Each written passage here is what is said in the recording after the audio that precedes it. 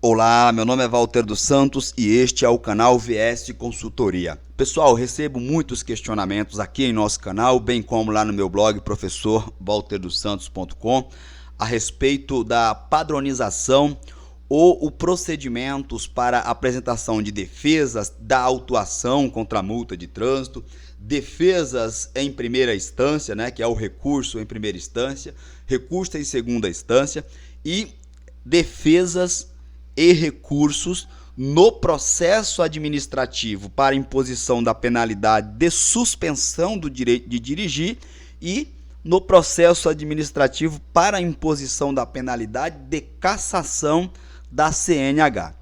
A primeira coisa que vocês devem compreender é o seguinte: referente à defesa da autuação, que você deve compreender quando é notificado pela primeira vez, o seu veículo foi autuado.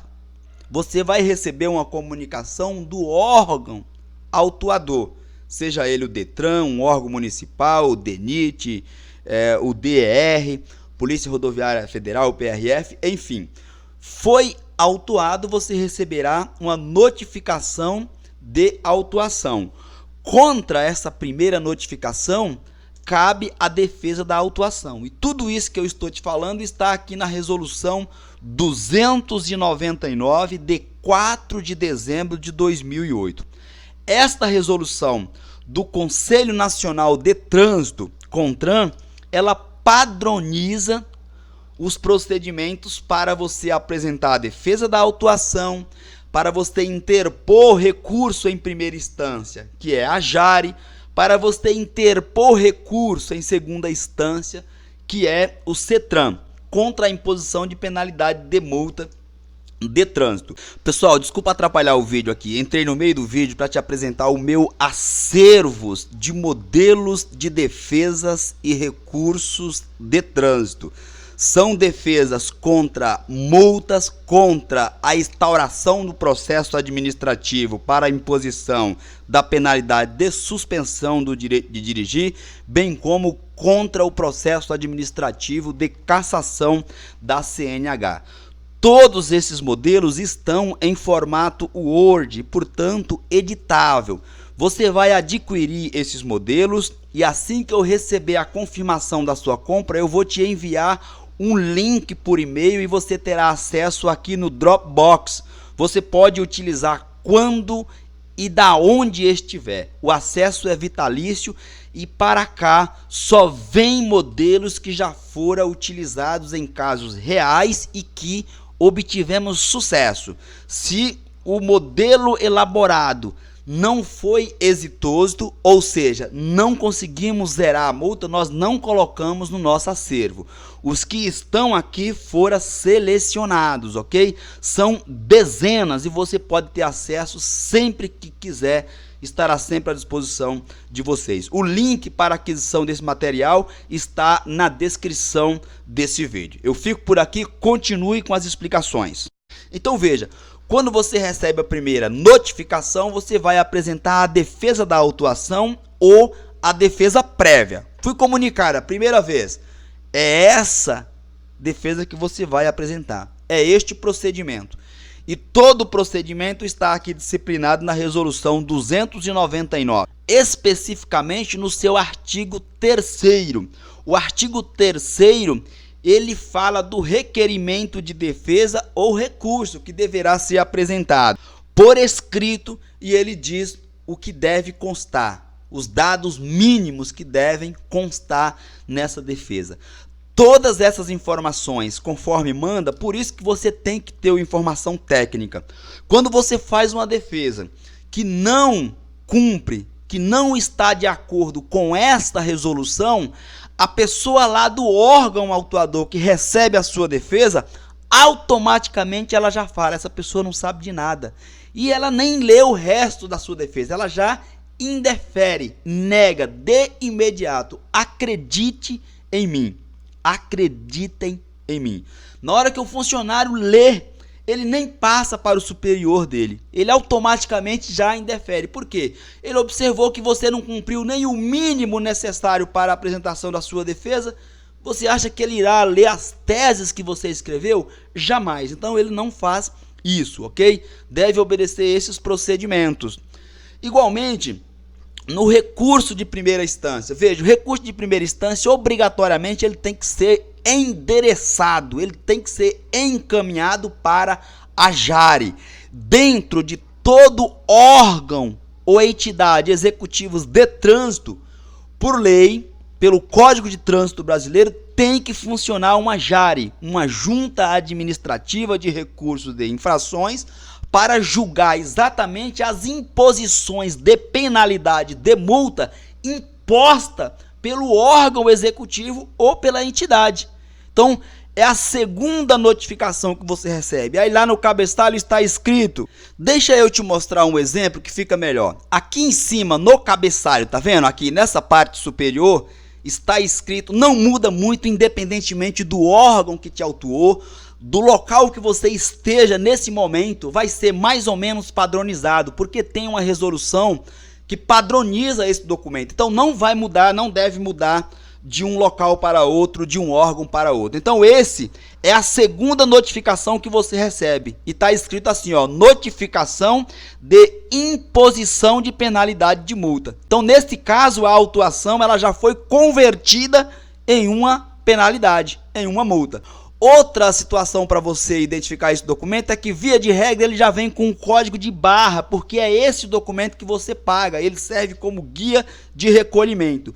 Enquanto que a primeira notificação, no caso de multa, ele vem assim, veja, notificação de autuação por infração de trânsito. Ou geralmente vem notificação de autuação por infração à legislação de trânsito. Esse é o termo correto. No caso do DENIT, aqui o Departamento Nacional de Infraestrutura de Transporte, ele colocou abreviado, mas poderia colocar o texto correto como manda a norma, como manda a legislação. Nesse caso você vai verificar que ele tem, ao invés daquela parte para você efetuar o pagamento, o título de recolhimento, vai vir um formulário para indicação do condutor infrator, ou indicação do real condutor, conforme eu gosto de chamar. Então, essa daqui é a primeira notificação que você recebe, enquanto que essa outra aqui é a segunda notificação, essa daqui. Contra essa notificação, você vai recorrer para a JARE, a Junta Administrativa de Recursos de Infrações.